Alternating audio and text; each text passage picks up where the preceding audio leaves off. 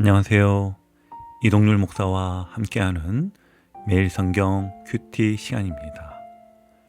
오늘 우리가 함께 나눌 본문은 요한계시록 20장 1절부터 15절 말씀입니다.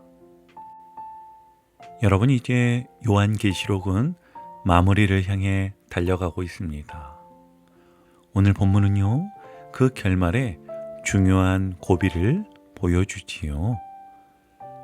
하나님은 악의 세력을 영원히 제거하시고 자기의 백성들을 온전히 구원하시는 마지막 계획을 펼치십니다. 이 장면에는 특별히 천년 왕국과 마지막 심판이라는 두 주제가 등장합니다. 신학적으로도 참 많은 해석과 논쟁이 있었던 부분이 있지만 우리가 놓치지 말아야 할 중심은 분명합니다. 바로 하나님은 반드시 사탄을 꺾으시고 그리스도와 함께 다스릴 성도들을 세우시며 모든 인생에게 마지막 심판을 행하신다는 사실입니다. 자, 그럼 이제 오늘 본문으로 들어가 봅니다. 첫 단락에서 요한은 환상 가운데 놀라운 장면 하나를 보고 전하였습니다. 또 내가 보매라는 말로 시작되는 이 장면은 앞선 19장에서 그리스도께서 재림하신 장면 이후에 일어나는 사건을 순차적으로 이어갑니다.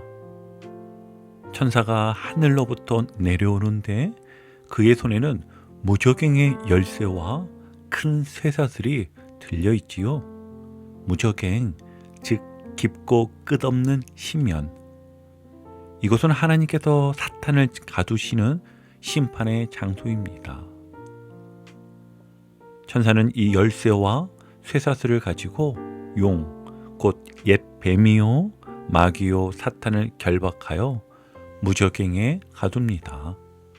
그리고 그 위에 도장을 찍듯 봉인을 하여서 1000년 동안 사탄이 자신을 만국을 미혹하지 못하도록 철저히 막으시지요. 이 장면은 단순히 잠깐 쉬는 중이 아닙니다. 사탄의 힘과 영향력이 완전히 제한되고 하나님의 주권이 드러나는 시기라는 것이 중요합니다. 바로 이 시기가 1000년 왕국이지요. 그렇다면 이 1000년 동안 무엇이 일어나는 걸까요? 4절을 보면 요한은 보좌들을 보고 그 위에 앉은 사람들이 심판하는 권세를 받았다고 말합니다. 그리고 이어서 두 분류의 사람들이 등장하는데요. 첫째는 예수님을 증언하다가 그로 인하여 목베임을 당한 순교자들이었고요. 둘째는 짐승과 우상에게 경배하지 않고 그 이마와 손에 표를 받지 않은 자들, 즉 믿음을 끝까지 지킨 성도들이었습니다. 이들이 살아서 그리스도와 함께 1000년 동안 왕노릇한다라고 합니다.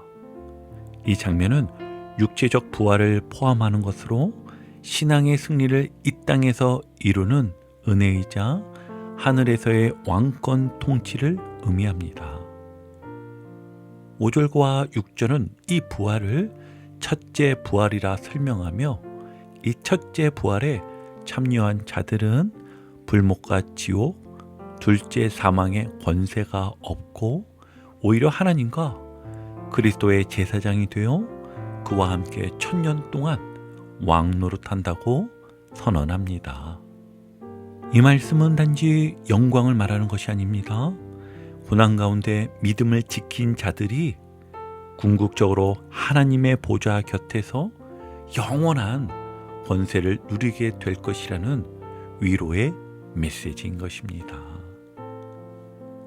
본문에서 언급된 이 1000년 왕국을 해석할 때 기독교 역사 안에서는 크게 세 가지 입장이 있어 왔습니다. 바로 전 천년설, 후 천년설, 무 천년설인데요. 우리에겐 조금 낯설게 느껴질 수도 있지만 이를 우리는 반드시 알고 있어야 정확하게 오늘 본문을 이해할 수 있고요. 또 한 가지 중요한 점은 이것을 알고 있어야 이단의 잘못된 해석도 분별할 수 있기에 이 시간에 하나씩 차근차근 쉽게 설명드리겠습니다. 조금 어렵게 느껴질지 모르지만 우리 집중해서 이를 잘 확인해 주시길 바랍니다. 먼저 천년왕국을 전천년설로 해석하는 설이 있습니다. 전천년설은 말 그대로 천년왕국 전에 예수님이 오신다는 뜻입니다. 요한계시록 19장에서 예수님이 재림하시는 장면이 나오고 20장에서 천년왕국이 시작되니까 이 순서 그대로 본다는 해석이지요.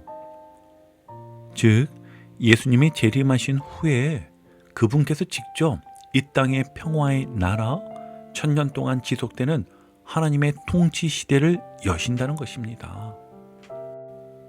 이때 성도들은 예수님과 함께 다스리고 사탄은 결박되어 더 이상 활동하지 못한다고 보지요. 이 해석은 본문을 순서대로 읽을 때 가장 자연스럽게 받아들여지는 관점입니다. 그래서 많은 보수적인 신학자들과 교회들이 이 입장을 따르고 있지요. 자, 두 번째 다음은요. 후천년설입니다.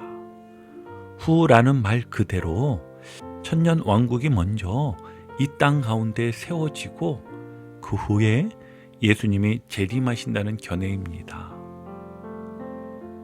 이 입장은 복음이 온 세상에 전파가 되고 기독교의 영향력이 넓어지며 사람들이 점점 하나님을 알고 순종하면서 유토피아와 같은 평화로운 시대가 찾아올 것이라 믿습니다. 그 천년의 기간 동안은 인류의 황궁기와 같고 그 후에 예수님이 다시 오신다는 것이지요. 이런 관점은 특히 18세기, 19세기에 서양의 기독교 문명이 번성하던 시기에 인기가 많았고 오늘날에도 일부 교단이나 학자들이 이 설을 따르고 있습니다. 마지막으로 무천년설이 있는데요. 무천년설은 천년왕국에 아예 없다는 말이 아닙니다. 이 입장은 천년을 실제 숫자 천년으로 보지 않고 상징적인 기간으로 본다는 뜻이에요. 좀 더 쉽게 말씀드리면 예수님께서 초림하신 그때부터 재림하실 때까지의 이 교회 시대 전체가 천년왕국의 시대라는 것입니다. 즉 예수님은 이미 사탄을 십자가에서 이기셨고 지금도 하늘 보좌 우편에서 다스리고 계시며 믿는 성도들은 그분과 함께 영적으로 왕노릇하고 있다는 것이지요.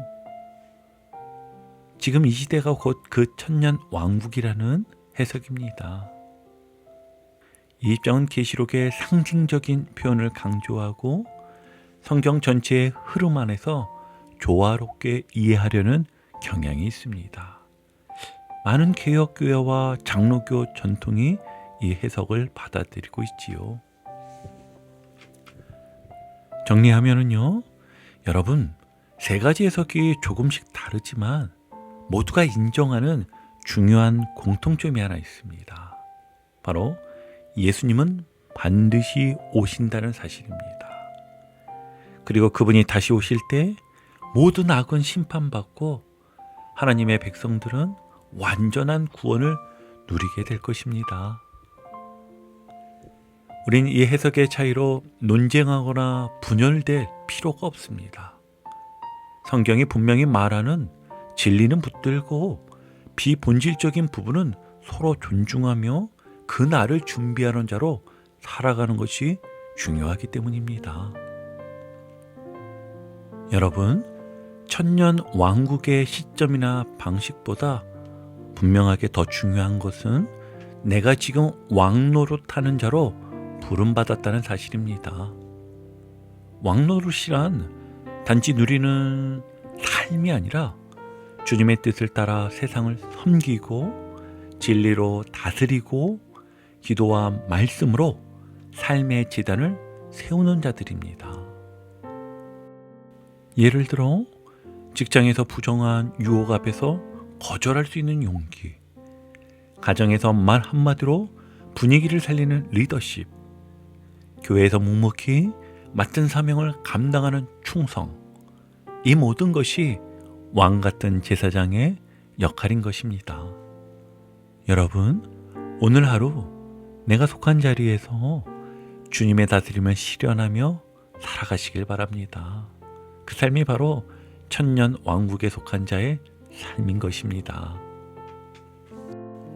자, 이제 두 번째 단락으로 넘어가면은요, 앞서 천년 동안 결박되어 무저갱에 갇혀 있던 사탄이 7절에 보면 다시 풀려납니다.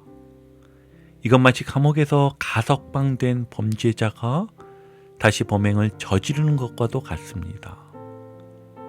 사탄은 결코 회개하지 않습니다.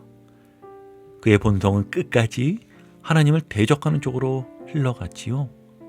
하나님께서 잠시 그를 놓아두시는 것은 모든 악을 낱낱이 드러내고 심판하시기 위함이었습니다. 사탄은 곡과 마곡을 불러 모아 지면에 널리 퍼져 있는 백성들을 미혹하고 성도들의 진과 사랑하시는 성을 포위합니다.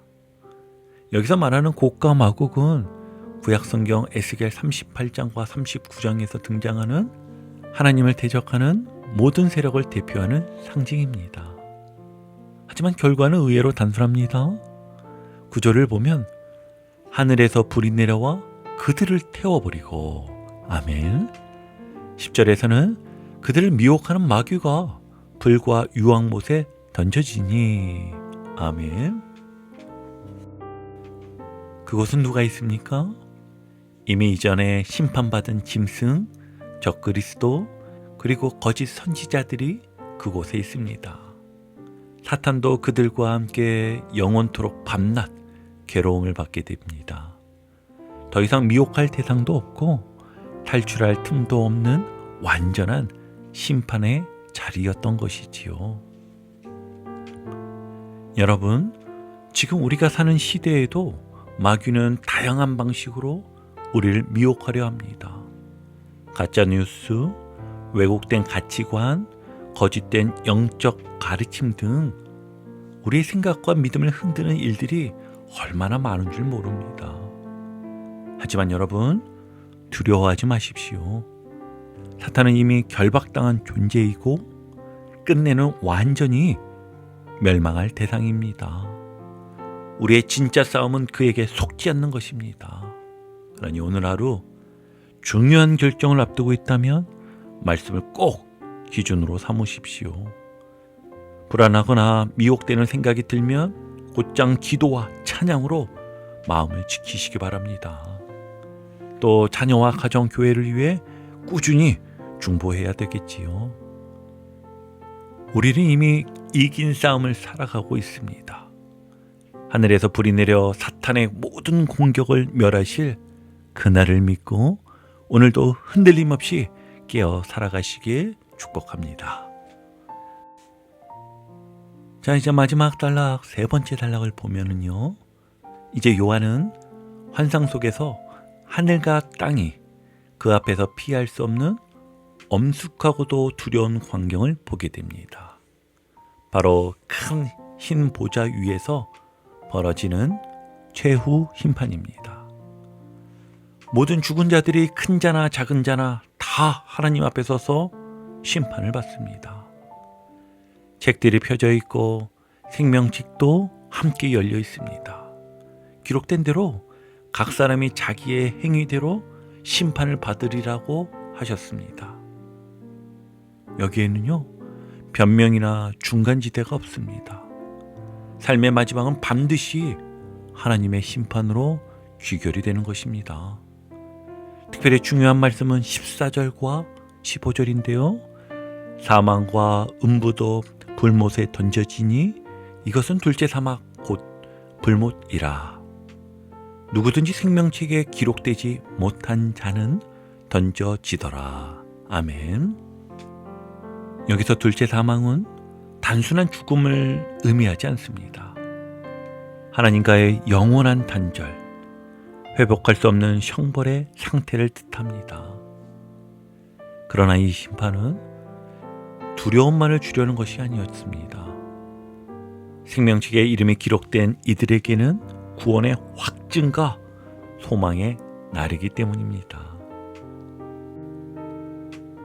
마지막 심판 앞에서 우리에게 가장 중요한 질문은 이것입니다. 내 이름이 생명책에 기록되어 있는가? 그리스도를 믿고 그분의 은혜 안에 거하는 자는 이미 생명책에 기록된 자입니다. 하지만 그 믿음은 머리에만 머무르지 않습니다. 삶으로 열매 맺어야 합니다. 그래서 오늘 우리는 죄를 멀리하고 거룩을 가까이 해야 합니다. 하나님 앞에서 정직하게, 사람 앞에서도 책임 있게 살아가야 합니다. 우리의 구원을 확신하며 동시에 주님의 재림을 준비하는 삶을 살아야 하는 것입니다. 심판은 끝이 아니라 새 하늘과 새 땅을 향한 문턱입니다. 주님과 영원히 함께 살 그날을 바라보며 오늘도 생명책에 이름이 있는 자답게 살아가시길 바랍니다. 여러분, 요한계시록 20장은요, 천년왕국, 사탄의 멸망, 최후 심판이라는 종말의 핵심 장면을 우리 앞에 펼쳐 주었습니다. 그 메시지는 분명하였지요. 하나님은 반드시 악을 심판하시고 자기 백성들을 구원하십니다. 그리고 그 구원은 오늘 우리의 믿음에서 시작된다고 합니다. 오늘도 천년 왕국의 백성답게 왕같은 제사장으로 생명책에 이름이 있는 자답게 살아가길 바랍니다. 주님 다시 오실 날이 가깝습니다. 그날에 부끄럽지 않도록 오늘도 준비된 자로 살아가시기를 주님의 이름으로 축복합니다. 오늘도 복음의 기쁨과 확신으로 승리하는 하루 되시길 축복합니다. 함께 해주셔서 감사합니다. 내일 큐티 시간에 다시 뵙겠습니다.